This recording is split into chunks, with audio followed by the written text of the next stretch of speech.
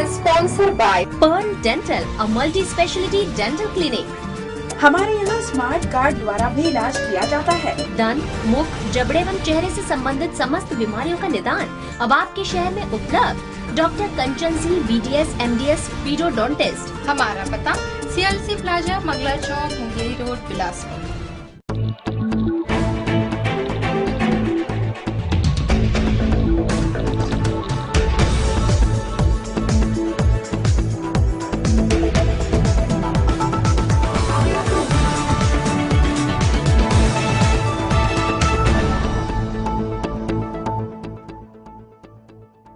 नमस्कार, city news में स्वागत है आपका। आपके आसपास की खास खबरों के साथ मैं मनीष मनसागर। आइए बुलेटिन की शुरुआत करें। पहले एक नजर आज की हेडलाइंस पर।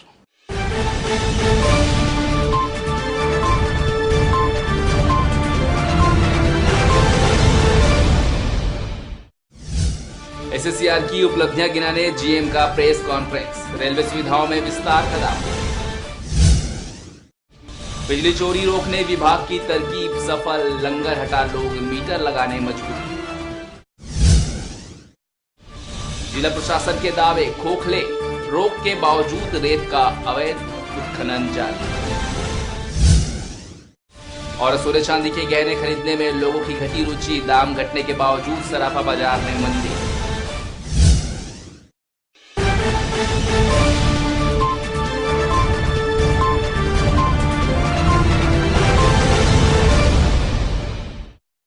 हेडलाइंस, अब खबरें विस्तार से।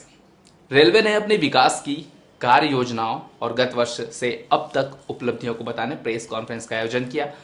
वर्तमान वित्तीय वर्ष में 1500 करोड़ से भी ज्यादा विभिन्न कार्यों के लिए आवंटन किए गए हैं। रेलवे इस फंड से PPP मॉडल पर अधिकांश विकास कार्यों को पूरा करेगा, जिसे बड़ी चुनौती भी बताई जा रही है।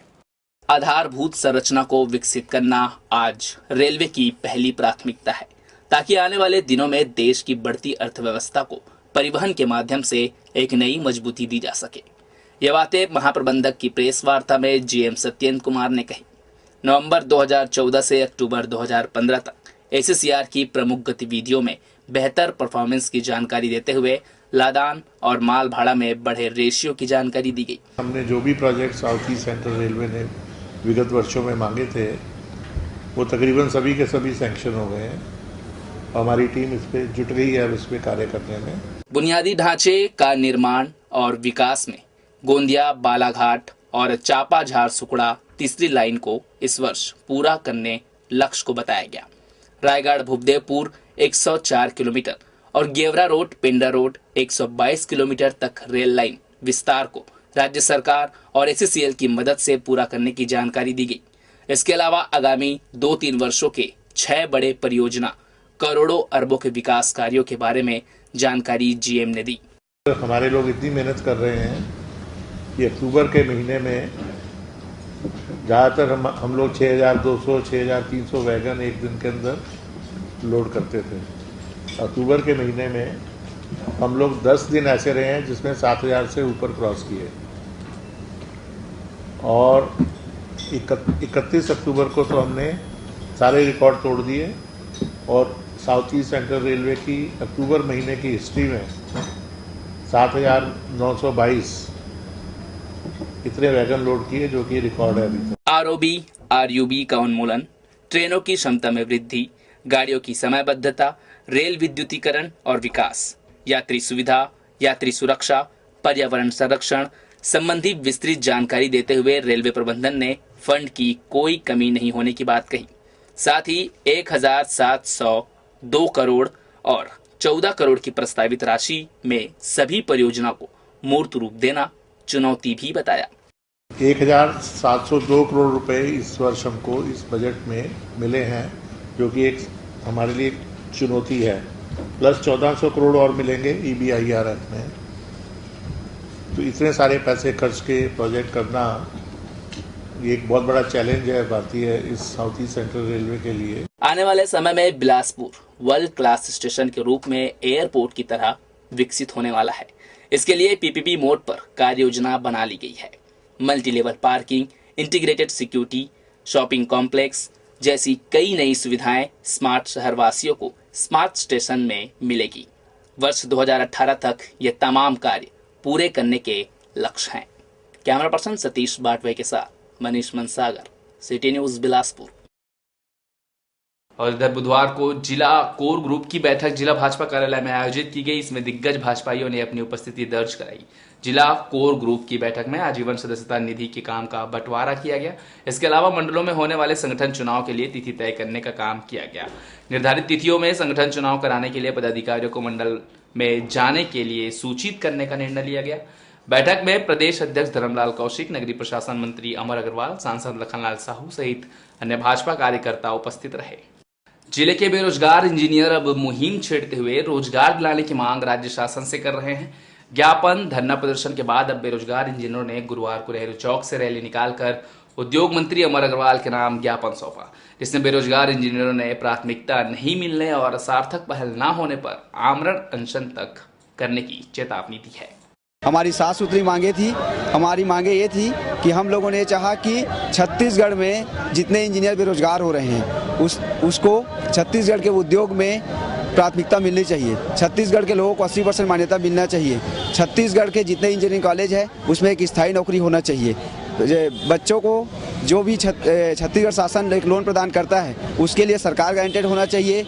बच्चों को जो लैपटॉप की सुविधा होती है उसको आप प्रथम वर्ष में दो।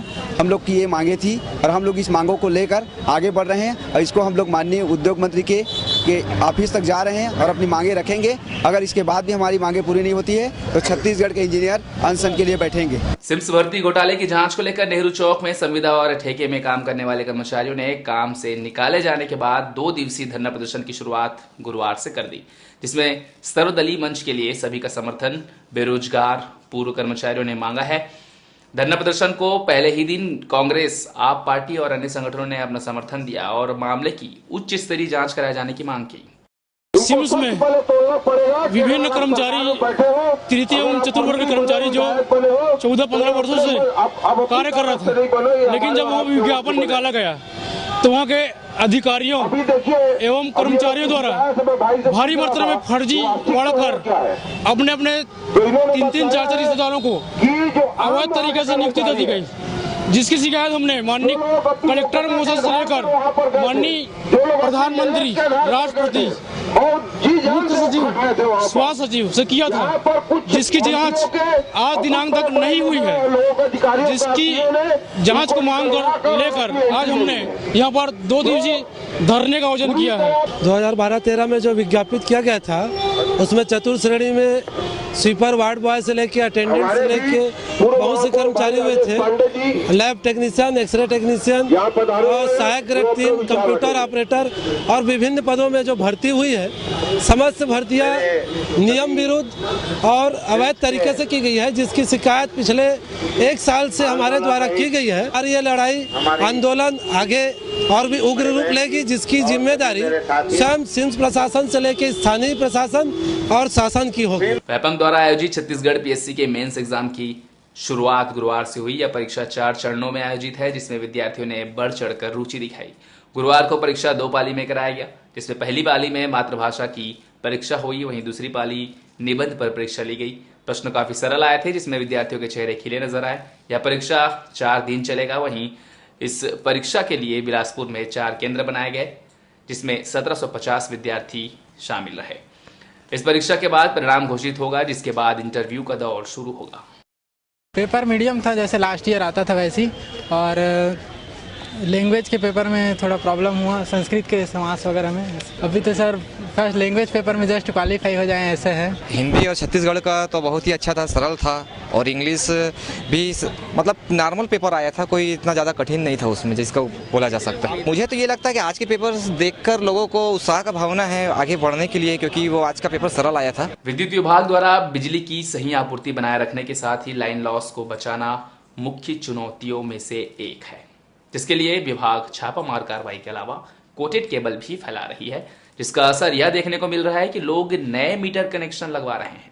जिले में विद्युत विभाग 2 जोन में विभाजित है और जिनकी प्रमुख जिम्मेदारी है कि विद्युत आपूर्ति सुचारू रूप से जारी रहे। साथ ही मेंटेनेंस और लाइन लॉस को बचाने भी गंभीरता से कार्य किए जा रहे हैं। जिसमें अवैध कनेक्शन करने वाले, बिजली चोरी करने वालों पर कार्रवाई भी शामिल है। आंकड़ों के अनुसार उड़न दस्ता और आंतरिक जांच टीम की मदद से इस वर्ष सितंबर महीने तक एक जोन में 1500 विद्युत कनेक्शन की जांच की गई है और जिसमें से 360 बिजली चोरी के मामले भी सामने आए हैं, जिनमें 1 करोड़ तक जुर्माना भी किया जा चुका है। वहीं 73 लाख तक वसूली भी की जा चुकी है। विद्युत विभाग की इस कार्रवाई में बिजली चोरी के कई प्रकरण न्यायालय तक भी पहुंच चुके हैं। हमारा वैसे शहर में प्रति शनिवार को हम लोग आंतरिक जांच करते हैं और विजिलेंस के द्वारा प्रत्येक दिन कार्रवाई की जाती है। अभी तक लगभग हमारे यहाँ हमारा जो आंतरिक जांच में लगभग 1100 जांच किए हैं, उसमें 260 कनेक्शनों में चोरी या फिर मीटर बाईपास या ओवरलोडिंग का मामला आया हुआ है, जिसमें 63 लाख की बिलिंग की गई है। अभी तक उसमें 46 लाख की वसूली की जा चुकी है। दोनों ही जोन में लगातार कार्रवाई जारी है। वहीं प्रत्येक शनिवार को अनिवार्य रूप से जांच की जाती है। विभाग की इस कार्रवाई से मीटर कनेक्शन लेने वालों की संख्या में भी इजाफा हुआ है। वहीं लाइन लॉस भी बचाई जा रही है। अब इसमें रिस्पांस तो ऐसा है कि वो पर्सन टू पर्सन डिपेंड करता है। वो एक्चुअल में जो कंज्यूमर उपभोक्ताओं की मानसिकता पर डिपेंड है।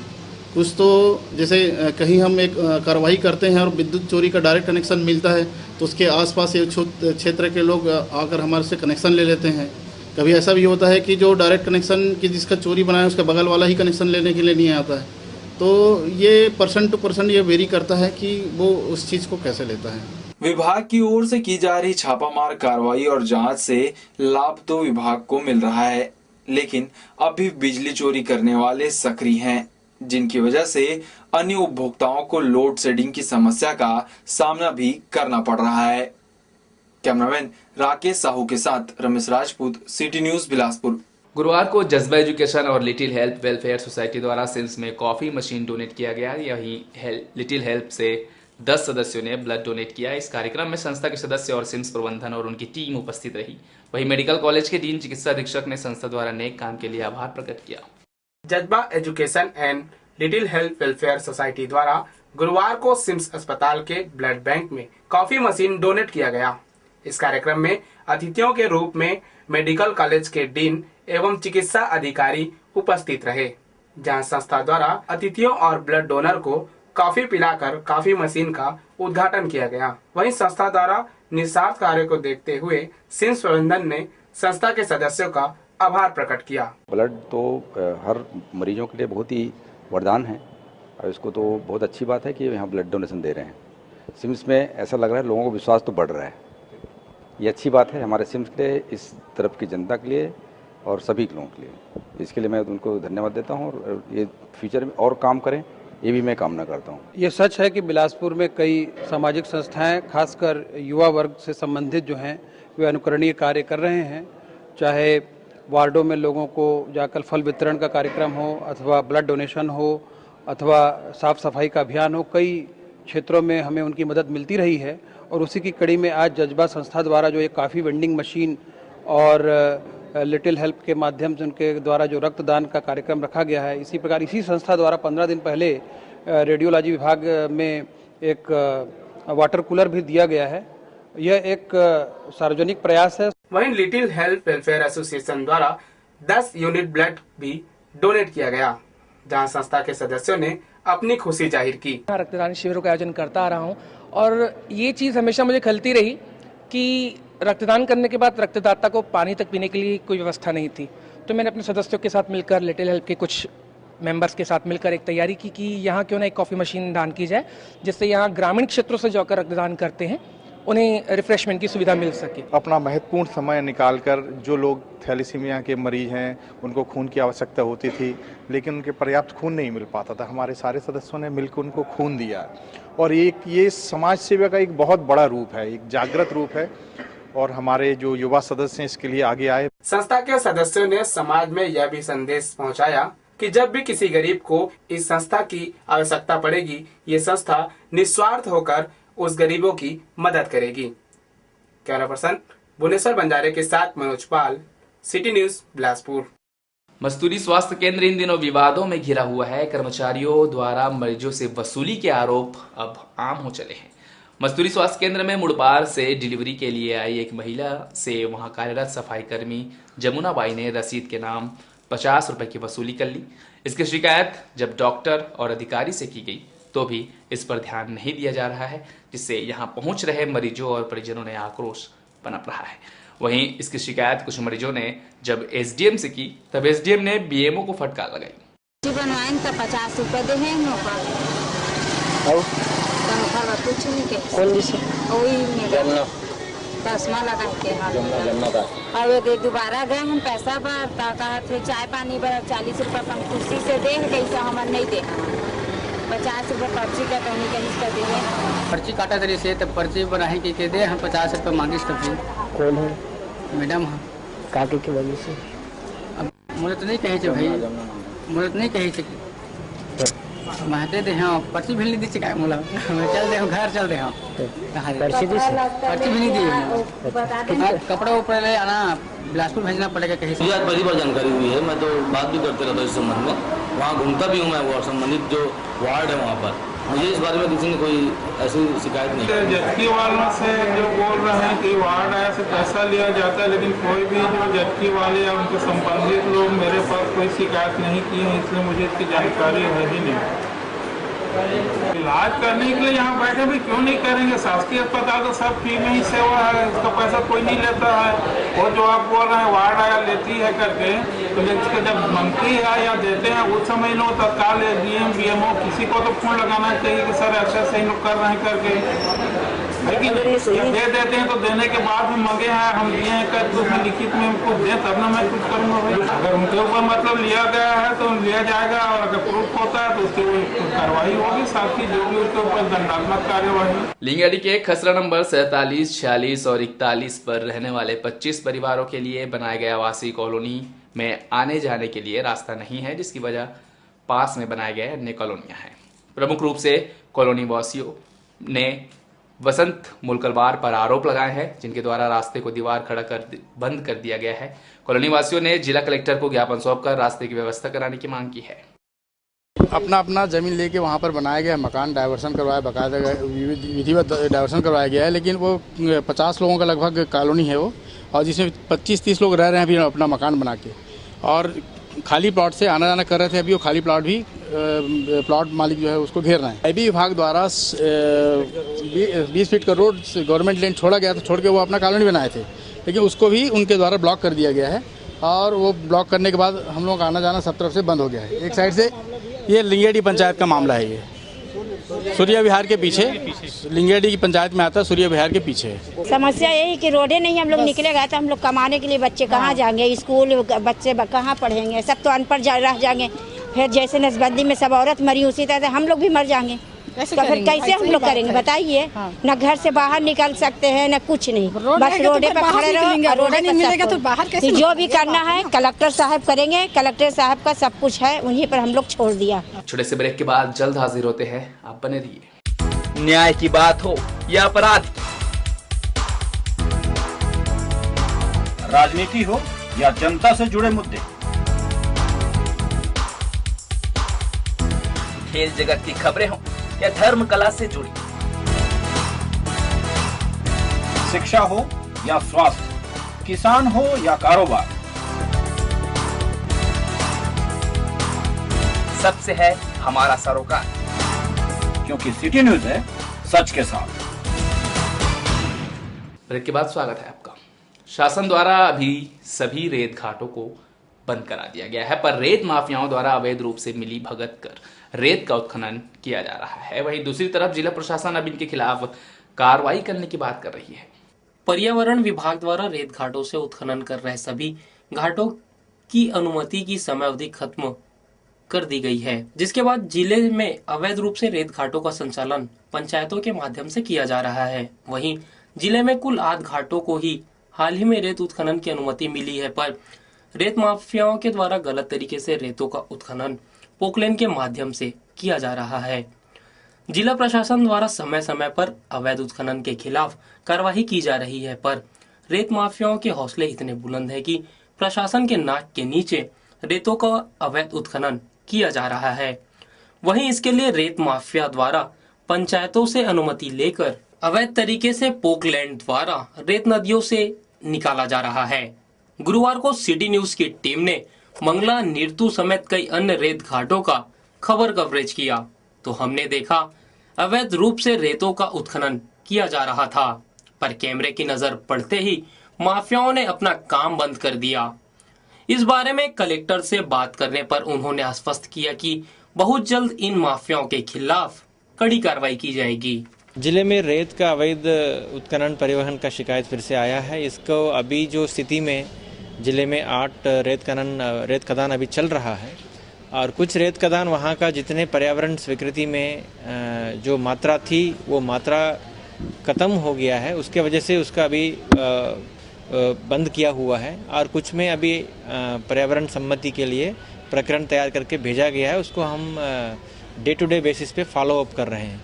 इस बीच में ये खबर आया है कि कुछ जगह जो रेत बेचने वाले कुछ रेत माफिया, जिसको मैं ऐसे वर्णित कहना चाहूँगा कि वो रेट का अंधाधुंध बढ़ा लिया गया, इस तरह का शिकायत मिला है।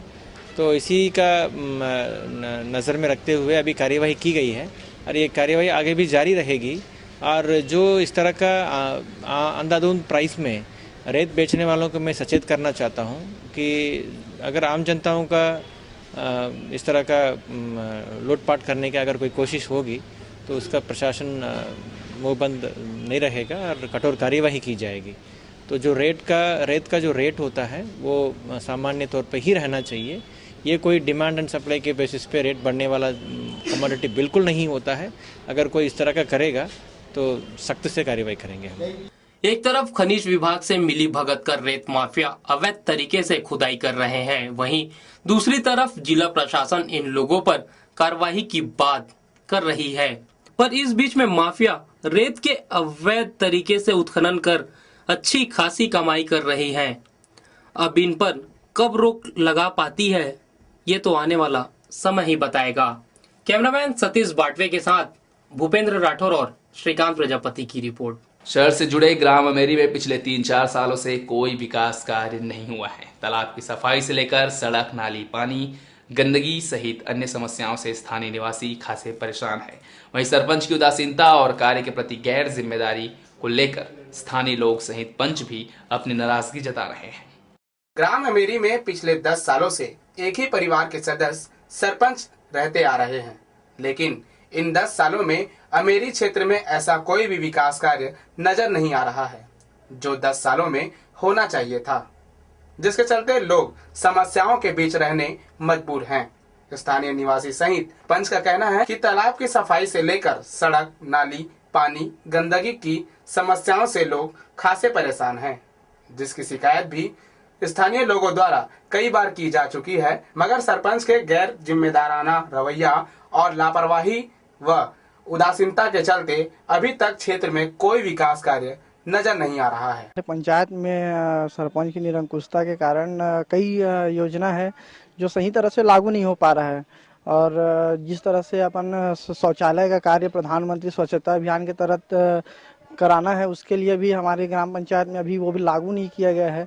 आने वाले समय में हम सोचते हैं कि इस तरह की जितनी भी सरकारी योजनाएं हैं जो जनहित में, जो लोगों की हित के लिए है, वो होना चाहिए। इसी कारणवश हमारे सरपंच और जनप्रतिनिधियों के द्वारा इस तरह के निरंकुशता के कारण ये सब कार्य नहीं हो पा रहा है। दूसरी ओर सरपंच का कहना है कि विकास कार्य को मद्देनजर रखते हुए पंचायत की ओर से बहुत से प्रस्ताव शासन को भेजे गए हैं, वहीं कुछ कार्य का प्रस्ताव स्वीकृत हो चुका है, जिसका कार्य जल्द ही पूरा किया जाएगा। अभी नाली का बहुत ज़्यादा आवश्यकता है, इसलिए नाली का कार्य चल रहा है और जहाँ जहाँ सीसी रोड नहीं बन पाया है वहाँ के लिए सीसी रोड का प्रस्ताव दिया गया है और पास हो जाएगा तो फिर वो भी बन जाएगा। पानी के लिए अभी हैंडपम्प की आवश्यकता है, 3 हैंडपम्प स्वीकृत है।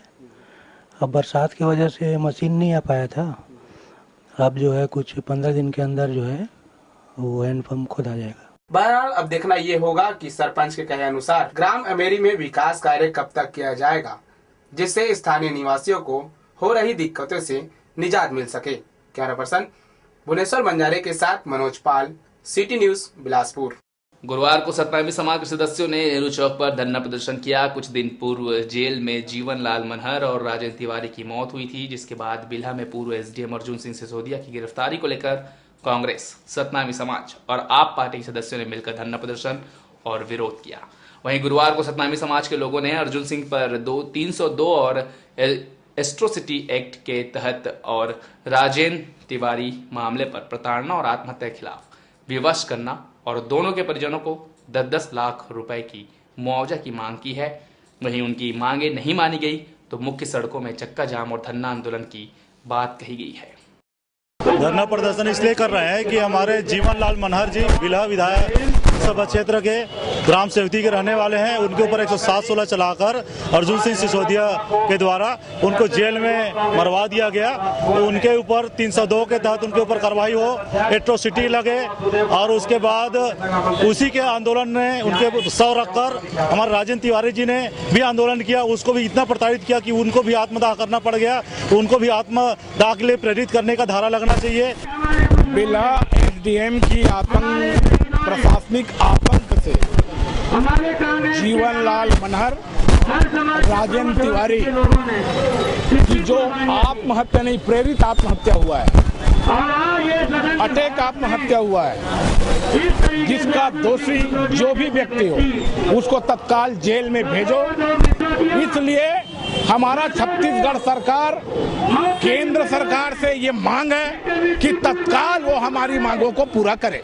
जीवन लाल के परिवार और राजेंद्र तिवारी के परिवार प्रताड़ित का शिकार हुआ है और ये सिसोदिया एसडीएम का तानाशाही रवैये के कारण ये हुआ है। हम लोग समाज की ओर से शासन से मांग करते हैं कि दोनों परिवार के एक सदस्य को नौकरी दी जाए और एक तरफ 107-16 में जेल भेज दिया जाता है और सिसोदिया के ऊपर धारा 306 और धारा 302 बनती है। कॉलेजों के प्राइवेट परीक्षार्थियों को बैंक में चालान पटाना चुनौती साबित हो रही है। शहर में 2 से 3 बैंकों के माध्यम से परीक्षार्थी चालान जमा कर रहे हैं। हालात यह है कि बैंकों में इस वजह से व्यवस्था का आलम है। बैंक कर्मी भी अनियंत्रित भीड़ को संभाल नहीं पा रहे हैं। परीक्षार्थियों की भीड़ एक काउंटर की वजह से सड़क तक आ रही है। गुरुवार को चालान पटाने और परीक्षार्थियों की वजह से नेहरू चौक स्थित एसबीआई बैंक के पास जाम जैसी स्थिति बन गई। ट्रैफिक डीएसपी मधुलिका सिंह सहित पुलिसकर्मियों ने सड़क पर बेतरतीब फैले पार्किंग पर कार्रवाई की। बाइक मोपेड को काऊ कैचर में भरकर जब्त कर लिया गया। डीएसपी मधुलिका सिंह ने बैंक प्रबंधन को भी व्यवस्था सही करने निर्देश दिए हैं। घरेलू बाजार में त्योहारी मांग के जोर नहीं पकड़ने और अंतर्राष्ट्रीय स्तर पर कीमतों में एक सप्ताह में जारी गिरावट के कारण सोना एक बार फिर 270 रुपए लुढ़क कर 26,430 रुपए के एक महीने के निचले स्तर पर और चांदी 180 रुपए टूटकर 36,070 रुपए प्रति किलोग्राम पर आ गया है। पीली धातु से निवेशकों का मोह भंग हुआ है। बाजार को देखकर ऐसा माना जा सकता है। स्थानीय बाजार में 28 सितंबर के बाद यह सोने में सबसे बड़ी गिरावट है, क्योंकि त्योहारी मौसम के बावजूद एक सप्ताह में सोने के भाव 835 रुपए गिर चुके हैं। चांदी भी एक सप्ताह में 1580 रुपए फिसल चुकी है। जानकार और सराफा व्यापारियों की माने तो अंतर्राष्ट्रीय बाजार में पूर्ति के अनुरूप मांग कम होना इसका कारण है। यानी ये कहा जा सकता है कि पीली धातु पर निवेश करने वालों का मोह अपेक्षाकृत कम हुआ है। हालांकि दिवाली का पर्व नजदीक है और दाम में गिरावट के मद्देनजर ग्राहकी जरूर बढ़ी है। अभी भाव भी जो है और समय की अपेक्षा इस साल का सबसे कम स्तर दिखने को मिल रहा है त्यौहार में, तो लोगों में बहुत उत्साह है। और महीने का शुरुआती महीने में दिवाली है तो लोगों को खरीदी तो करेंगे। सोना 26,430 रुपए प्रति 10 ग्राम तो चांदी 36,070 रुपए प्रति किलो पर स्थिर है। बाजार की स्थिति देखकर भावी संभावना तो कुछ नहीं किया जा सकता, पर उम्मीद की जा रही है कि आभूषणों के दाम में उछाल आएंगे भी तो वो ज्यादा नहीं। देशों में त्योहारों का कोई महत्व नहीं है, वो भारत के लिए ये सब त्योहार हैं, तो उनके हिसाब से कुछ नहीं है। वो ऊपर नीचे जो है वो तेल और डॉलर के नाम से ही हो रहा है। मार्केट में पूरी रौनक है, लोग दिवाली की खरीदारियां कर रहे हैं। पहले से लोग अभी दुकान में धनतेरस के लिए ऑर्डर बुक करवा रहे हैं। पुष्य नक्षत्र के व्यापार को देखते हुए सराफा व्यापारी बड़े स्टॉक बढ़े दाम में जमा कर रखे हुए हैं और अब सीजन में लगातार की गिरावट से व्यापारी भी चिंतित हैं। कैमरा पर्सन सतीश बाटवे के साथ मनीष मनसागर, सिटी न्यूज, बिलासपुर। जिला प्रशासन स्कूलों में शिक्षकों की उपस्थिति को लेकर अब सख्ती बरतने जा रहा है। दरअसल शिक्षा गुणवत्ता अभियान के तहत कराए गए सर्वे में जिले के 703 स्कूल को C और D ग्रेड दिया गया है।